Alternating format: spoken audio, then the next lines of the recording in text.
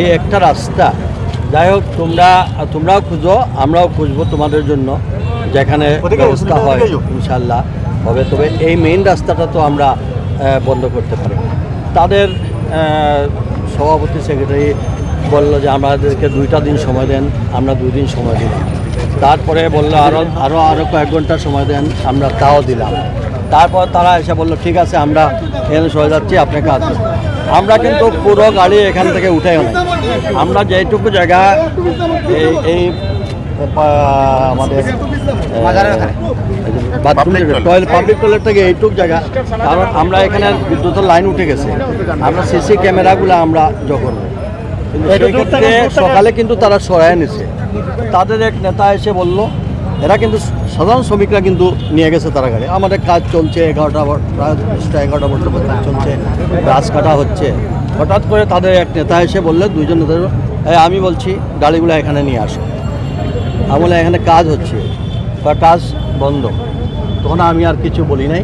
আমি বললাম যে তাইলে তো আইনের আছে। আমি তখন জেলা প্রশাসনকে জানাইছি, পুলিশ প্রশাসনকে জানাইছি, পুলিশ কমিশনারকে জানাইছি, ওসিকে জানাইছি, আমাদের ম্যাজিস্ট্রেটও চলে আসছে। এরপরে ম্যাজিস্ট্রেট, পুলিশ কমিশনার, আমাদের সম্মানিত সকল কাউন্সিলরবৃন্দ এখানে চলে আসছেন, কারণ তাদেরকে অনেক বুঝান। তারপরে তারা আবার আসলো উইথ প্রেজেন্ট, যাতে তাদের নাম কি, ওসি, ম্যাজিস্ট্রেট, ডিসি নর্থ সবাই এসে বললো।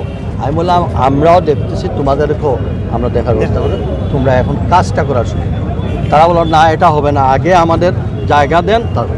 এরপরেও তারা আর বলছে ইট পাটকেল ছড়া এবং স্লোগান দেওয়া। এই তখন পুলিশ সহ এখানে অনেকে আহত হয়েছে।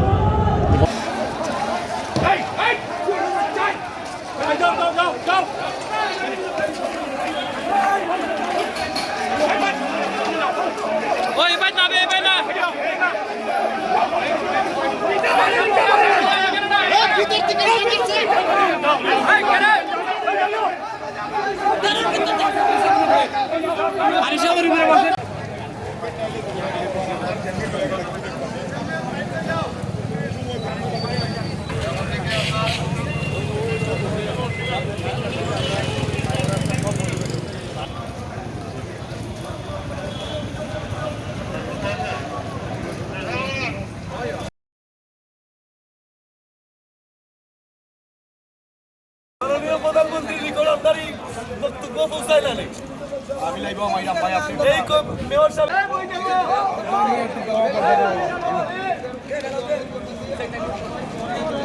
আজ 10 লাখ টাকা নাকি উন্নয়ন তো আমরা লাগবে আমরা অসহায় গরিব, তখন আমরা আমরাও বাঁচতাম।